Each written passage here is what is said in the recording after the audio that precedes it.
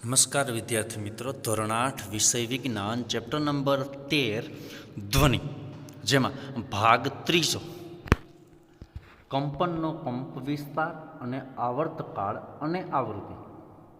આપણે શીખ્યા છીએ કે કોઈ પદાર્થને વારે વારે આમ તેમ ગતિ કરવાને પદાર્થનું કંપન કહે છે. કોઈ પદાર્થ હોય એ વારે વારે આમ તેમ ગતિ કરતો હોય તેને એનું કંપન કહે છે. આ ગતિને દોલિત ગતિ પણ કહે છે. દોલિત ગતિ કોને કહેવાય? કે જે ગતિનું પુનરાવર્તન કરતું હોય. માની લો કે આ ગતિ છે, અહીંથી અહીંયા આવે, પછી ફરી પાછી અહીંથી અહીંયા જાય, તો આ દોલિત ગતિ છે. તો એ ગતિનું પુનરાવર્તન કરતો હોય તો આ ગતિને દોલિત ગતિ પણ કહે છે. તમે તમારા અગાઉના વર્ગોમાં દોલિત ગતિ અને તેના આવર્તકાળ વિશે શીખી ગયા છો. 1 સેકન્ડ દીઠ થતા દોલનોની સંખ્યાને દોલનની આવૃત્તિ કહે છે. આવૃત્તિને હર્ટ્ઝ એકમ દ્વારા દર્શાવવામાં આવે છે. તેનો સંકેત HZ છે. HZ કોનો? હર્ટ્ઝનો. જો 1 સેકન્ડ દીઠ એક દોલન થાય તો આવૃત્તિ 1 HZ કહેવાય છે. જો એક પદાર્થ 1 સેકન્ડમાં 20 વખત દોલન પૂરા કરે તો તેની આવૃત્તિ શું હશે? તો કે 20 HZ. તમે ધ્વનિ ઉત્પન્ન કરતા પદાર્થોને જોયા વગર ઘણા પરિચિત ધ્વનિને ઓળખી શકો છો. તે કેવી રીતે શક્ય બને છે? તે માટે આવશ્યક છે કે ધ્વનિ અલગ અલગ પ્રકારના હોય. તમે ક્યારેય વિચાર્યું છે કે કયા પરિબળો તેમને અલગ પાડે છે? કંપ વિસ્તાર અને આવૃત્તિ એ ધ્વનિના અગત્યના ગુણધર્મો છે. શું આપણે ધ્વનિને તેમના કંપ વિસ્તારો અને આવૃત્તિઓને આધારે અલગ કરી શકીએ છીએ? હવે પ્રબળતા અને પીચ એટલે કે તીણાપણું. એક ધાતુનો ગ્લાસ અને એક ટેબલ સ્પૂન એટલે કે ચમચી લો. ચમચાને ધીમેથી ધાતુના ગ્લાસની ધાર પર લટકાવો. કંપન કરતા કાચના ટમ્બરને થર્મોકોલનો બોલ સ્પર્શ કરતા હવે તમે ઉત્પન્ન થતો ધ્વનિ સાંભળો. ત્યારબાદ ચમચા વડે ધાતુના ગ્લાસ પર તીવ્ર પ્રહાર કરો અને ઉત્પન્ન થતો ધ્વનિ ફરીથી સાંભળો. જ્યારે ગ્લાસ પર તીવ્ર પ્રહાર થયો ત્યારે શું ધ્વનિ મોટો સંભળાય છે? તો કે હા, તીવ્ર પ્રહાર થયો એટલે મોટો બધો ધ્વનિ સંભળાય, વધારે અવાજ થાય. હવે ગ્લાસની અંદર ગ્લાસની ધારને સ્પર્શે તે રીતે એક થર્મોકોલનો નાનો દડો લટકાવો. ગ્લાસ પર પ્રહાર કરીને તેને કંપિત કરો. દડો કેટલો દૂર સ્થળાંતરિત થાય છે તે જુઓ. દડાનું સ્થળાંતર તે ગ્લાસના કંપનના કંપ વિસ્તારનું માપ છે. હવે કે ભાઈ એક ગ્લાસ પર એક થર્મોકોલનો દડો મૂકો અને તેને વાઇબ્રેશન એટલે કંપન કરાવો, અને કંપન કરતાં તે દડો છે જે દૂર જશે એનાથી, અને એ કેટલો દૂર જાય છે એના આધારે એનો વિસ્તાર આપણને ખબર પડશે. હવે ગ્લાસ પર ધીમેથી પ્રહાર કરો અને પછી થોડા જોરથી પ્રહાર કરો. આ બંને કિસ્સામાં કંપનના વિસ્તારોની સરખામણી કરો. કયા કિસ્સામાં કંપ વિસ્તાર વધારે છે? તો કે વધારે અથડાવવામાં આવે, ગ્લાસ પર જોરથી પ્રહાર કરવામાં આવે તો એના કંપ વિસ્તાર વધારે અથવા તો મોટો જોવા મળે છે. ધ્વનિની પ્રબળતા ધ્વનિ ઉત્પન્ન કરતા કંપનના કંપ વિસ્તારના વર્ગમાં સમપ્રમાણમાં હોય છે. ઉદાહરણ તરીકે જો કંપ વિસ્તાર બમણો કરવામાં આવે તો પ્રબળતા 4 ગણી વધે છે. પ્રબળતા એટલે કે ડેસિબલ એકમના દર્શાવવામાં આવે છે. નીચેનું કોષ્ટક જુદા જુદા ઉદ્ગમોમાંથી આવતા ધ્વનિની પ્રબળતાનો ખ્યાલ આપે છે. હવે સામાન્ય શ્વાસ તો કે 10 ડેસિબલ. મંદ ગુસપુસ 5 મિનિટ સુધીમાં તો કે 30 ડેસિબલ. સામાન્ય વાતચીત અથવા તો વાર્તાલાપ તો કે 60 ડેસિબલ. વ્યસ્ત ટ્રાફિક કે ટ્રાફિકમાં તમે વ્યસ્ત ટ્રાફિક હોય તો એમાં તો કે 70 ડેસિબલ. સરેરાશ ફેક્ટરીનો અવાજ જે હોય એ તો કે 80 ડેસિબલ જેટલો હોય છે.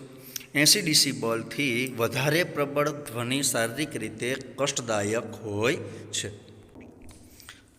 ધ્વનિની પ્રબળતા તેના કંપ વિસ્તાર પર આધાર રાખે છે. જ્યારે કંપનનો કંપ વિસ્તાર વધારે હોય તો ઉત્પન્ન થતો ધ્વનિ મોટો હોય છે. જ્યારે કંપ વિસ્તાર નાનો હોય છે, ત્યારે ઉત્પન્ન થતો ધ્વનિ નબળો અથવા તો મંદ હોય છે, ધીમો હોય છે.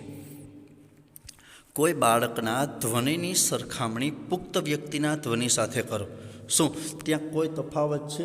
તો કે હા, બાળક છે એ પુખ્ત વ્યક્તિની ધ્વનિ જેટલી ધ્વનિ કરી શકશે નહીં. જો બે ધ્વનિ સામાન્ય રીતે જોરથી બોલાયેલા હોય તેમ છતાં તેઓ કેટલીક રીતે જુદા પડે છે. ચાલો આપણે જોઈએ કેવી રીતે તે જુદા પડે છે. હું આશ્ચર્યચકિત છું કે મારો અવાજ મારા શિક્ષકના અવાજથી જુદો છે. ધ્વનિનું તીણાપણું તેની આવૃત્તિ નક્કી કરે છે. જો કંપનની આવૃત્તિ વધારે હોય તો આપણે કહીએ છીએ કે અવાજ તીણો છે અને તેની પીચ વધારે છે. જો કંપનની આવૃત્તિ ઓછી હોય તો આપણે કહીએ છીએ કે ધ્વનિનો પીચ ઓછો છે. બરાબર. ઉદાહરણ તરીકે ડ્રમ એ ઓછી આવૃત્તિથી કંપન કરે છે, તેથી તે ઓછા પીચવાળો ધ્વનિ ઉત્પન્ન કરે છે. હવે અહીંયા આપણે જોઈએ તો ડ્રમ અને અહીંયા એક સીટી, બે વસ્તુ આપેલી છે. તો એની આવૃત્તિ પરથી એનો તીણાપણો અવાજ ઉત્પન્ન કરવાની શક્તિ વિશે ખ્યાલ આવે છે. જ્યારે બીજી બાજુ સિસોટીની આવૃત્તિ વધારે છે, તેથી તે વધારે પીચવાળો ધ્વનિ ઉત્પન્ન કરે છે. મતલબ કે આપણી ભાષામાં પીચવાળો એટલે ઝીણો અને ઘાટો અવાજ અને ઝીણો અવાજ. પક્ષીઓ ઉચ્ચ પીચવાળો ધ્વનિ ઉત્પન્ન કરે છે, જ્યારે સિંહની ગર્જનાનો પીચ ઓછો હોય છે. જો કે સિંહની ગર્જના ઘણી વધારે પ્રબળ હોય છે, જ્યારે પક્ષીઓનો ધ્વનિ દુર્બળ હોય છે. આપણે દરરોજ બાળકો અને પુખ્ત વ્યક્તિઓના અવાજ સાંભળીએ છીએ. શું તમને તેમના અવાજમાં કોઈ તફાવત જોવા મળે છે?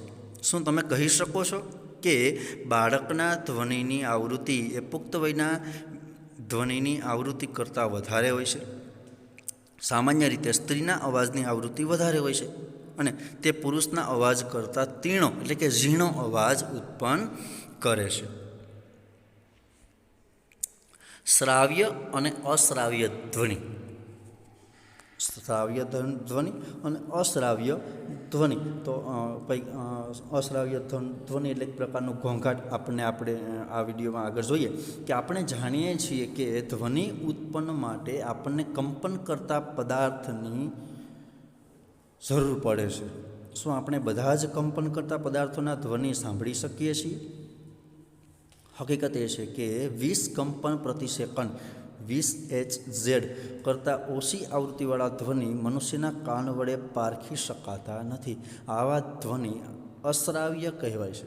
બીજી બાજુ 20,000 કંપન પ્રતિ સેકન્ડ મતલબ કે 20 kHz કરતાં વધારે આવૃત્તિવાળા ધ્વનિ પણ મનુષ્યના કાન માટે અશ્રાવ્ય છે. આમ મનુષ્યના કાન માટે શ્રાવ્ય આવૃત્તિ પહોંચ મર્યાદાની રેન્જ આશરે 20 Hz થી 20,000 Hz છે. કે ભાઈ જો 20,000 Hz થી વધી જાય તો એનો અવાજ આપણને સ્પષ્ટ સંભળાતો નથી, ઘોંઘાટવાળું વાતાવરણ ઉત્પન્ન થાય. અને 20 Hz થી ઓછો હોય તો એકદમ શું કહેવાય કે એકદમ ઝીણો અવાજ હોય. મતલબ કે આપણે સરળતાથી ન સાંભળી શકીએ તેવો. મતલબ કીડી છે તો કીડી વાતો કરે છે પણ આપણે કીડીનો અવાજ સાંભળી શકતા નથી. કેમ કે એનો 20 Hz થી ઓછો અવાજ હોય. તો આવા અવાજ જે છે, હવે તો મનુષ્યનો અવાજ સાંભળવાની સમય રેન્જ કેટલી, મર્યાદા કેટલી? તો કે 20 Hz થી 20,000 Hz છે. હવે એના પછી ઘોંઘાટ અને સંગીત.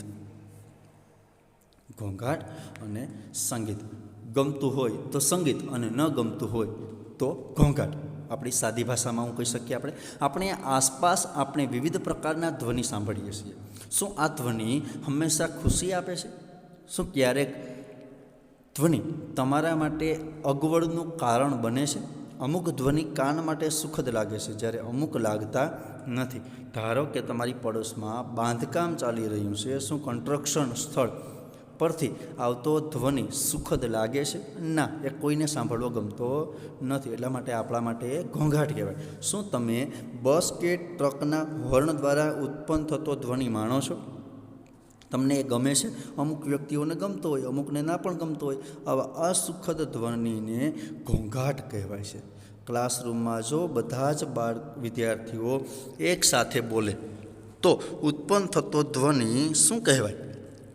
ઘોંઘાટ બીજી બાજુ સંગીત વાદ્યો દ્વારા ઉત્પન્ન થતા ધ્વનિને તમે માણો છો, આનંદ લો છો.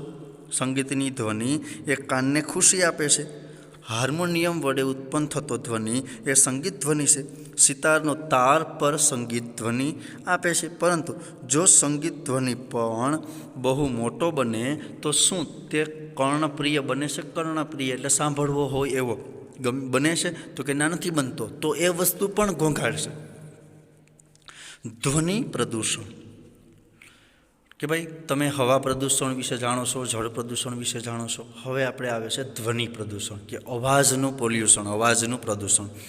તમે હવાના પ્રદૂષણ વિશે જાણો છો. હવામાં અનિચ્છનીય વાયુઓ અને કણોની હાજરી હવાનું પ્રદૂષણ કહેવાય છે. તે જ રીતે પર્યાવરણમાં અતિશય અને અતિશનીય ધ્વનિની હાજરી એ ધ્વનિનું પ્રદૂષણ કહેવાય છે. તમે ધ્વનિ પ્રદૂષણના થોડા સ્ત્રોતની યાદી બનાવી શકો? મોટે ભાગે ધ્વનિ પ્રદૂષણના મુખ્ય કારણો છે વાહનોના અવાજ, વિસ્ફોટ, જેમાં ફટાકડાનું ફૂટવું પણ સામેલ છે, મશીનો, લાઉડ સ્પીકર્સ વગેરે. ઘરમાં કયા સ્ત્રોત ધ્વનિ ઉત્પન્ન કરી શકે છે? મોટા અવાજથી ચાલતા ટેલિવિઝન અને ટ્રાન્ઝિસ્ટર રેડિયો, રસોઈ ઘરના થોડા ઉપકરણો, કુલર, એર કન્ડિશનર બધા ધ્વનિ પ્રદૂષણ ઉત્પન્ન કરવામાં ફાળો આપે છે. ધ્વનિ પ્રદૂષણની હાનિઓ કઈ છે? શું તમે જાણો છો કે તમારી આસપાસના અતિશય ઘોંઘાટની હાજરી અનેક સ્વાસ્થ્ય સંબંધિત સમસ્યાઓનું કારણ બને છે? અનિદ્રા, હાઇપરટેન્શન, હાઈ બ્લડ પ્રેશર જે થાય, ચિંતા તથા અન્ય ઘણી સ્વાસ્થ્ય સંબંધિત ખામીઓ ધ્વનિ પ્રદૂષણથી ઉત્પન્ન થઈ શકે છે. સતત પ્રબળ ધ્વનિના પ્રભાવ હેઠળ રહેવાવાળા વ્યક્તિની સાંભળવાની ક્ષમતા કામચલાઉ કે કાયમી રીતે ઓછી થઈ જાય છે. ધ્વનિ પ્રદૂષણને નિયંત્રણમાં રાખવાના ઉપાયો. ઘોંઘાટને નિયંત્રણમાં રાખવા માટે આપણે ઘોંઘાટના સ્ત્રોતો પર નિયંત્રણ રાખવું જોઈએ. આ ઘોંઘાટ નિયંત્રણ કેવી રીતે કરી શકાય છે? આ માટે હવાઈ જહાજના એન્જિનો, પરિવહનના વાહનો, ઔદ્યોગિક મશીનો અને ઘરેલું ઉપકરણોમાં સાયલેન્સર લગાડવા જોઈએ. રહેણાંક વિસ્તારોમાં ધ્વનિ પ્રદૂષણ કેવી રીતે નિયંત્રિત કરી શકાય? તો ઘોંઘાટ ઉત્પન્ન કરવાવાળી કામગીરીને રહેણાંક વિસ્તારથી દૂર સંચાલન કરવું જોઈએ. ઘોંઘાટ ઉત્પન્ન કરતા ઉદ્યોગોને રહેણાંક વિસ્તારથી દૂર સ્થાપવા જોઈએ. ઓટોમોબાઈલ વાહનોના હોર્નનો ઉપયોગ બને તેટલો ઓછો કરવો જોઈએ. ટેલિવિઝન અને મ્યુઝિક સિસ્ટમ ઓછા અવાજે ચલાવવા જોઈએ. ધ્વનિ પ્રદૂષણની હાનિકારક અસરો ઓછી કરવા માટે રસ્તાઓ અને ઇમારતોની આસપાસ વૃક્ષો વાવવા જોઈએ, જેથી ઘોંઘાટ રહેઠાણ સુધી ન પહોંચી શકે. હવે શ્રવણ ગતિ. સંપૂર્ણ શ્રવણ ક્ષતિ જે ભાગ્યે જ હોય છે અને તે સામાન્ય રીતે જન્મથી જ હોય છે. આંશિક અશક્તતા સામાન્ય રીતે કોઈ બીમારી, ઈજા કે ઉંમરને કારણે હોય છે. સાંભળવાની ક્ષમતા ઓછી હોય તેવા બાળકોને ખાસ દેખભાળની જરૂર પડે છે. આવા બાળકો સંકેત ભાષા શીખીને અસરકારક રીતે સંપર્ક કરી શકે છે, કારણ કે બોલવાની ક્રિયા એ સાંભળવાની ક્રિયાના પરિણામ સ્વરૂપ વિકસે છે. કે ભાઈ કોઈ વ્યક્તિ છે એ સાંભળી શકતો ન હોય તો એનામાં ક્યારેય બોલવાનો વિકાસ થતો નથી, કેમ કે એને શબ્દોનું ઉચ્ચારણની ખબર જ નથી. તો એ બંને એકબીજા સાથે જોડાયેલા છે. કે જે વ્યક્તિ અનુમાન લગાડી શકો અથવા તો જોઈ શકો, જે વ્યક્તિ કાનથી સાંભળી શકતો નથી એ બોલી પણ નહીં શકતો હોય. તેથી શ્રવણ અશક્તતાને લીધે પીડાતા બાળકોની બોલવાની શક્તિ પણ દોષપૂર્ણ હોઈ શકે છે. પ્રૌદ્યોગિક સાધનો એ શ્રવણ ક્ષતિગ્રસ્ત વ્યક્તિઓના જીવનની ગુણવત્તામાં સુધારાને શક્ય બનાવી દીધું છે. શ્રવણ ક્ષતિગ્રસ્ત વ્યક્તિઓની રહેણીકરણીની વ્યવસ્થામાં સુધારો કરવા માટે સમાજ ઘણું બધું કરી રહી છે. હવે અહીંયા આપણો આ પાઠ પૂરો થાય છે અને આ પાઠનો સ્વાધ્યાય હું તમને આ પછીના વિડીયો લેક્ચરમાં PDF સ્વરૂપે મૂકીશ, તો તમે તેનો સ્વાધ્યાય લખી નાખજો. ધન્યવાદ વિદ્યાર્થી મિત્રો.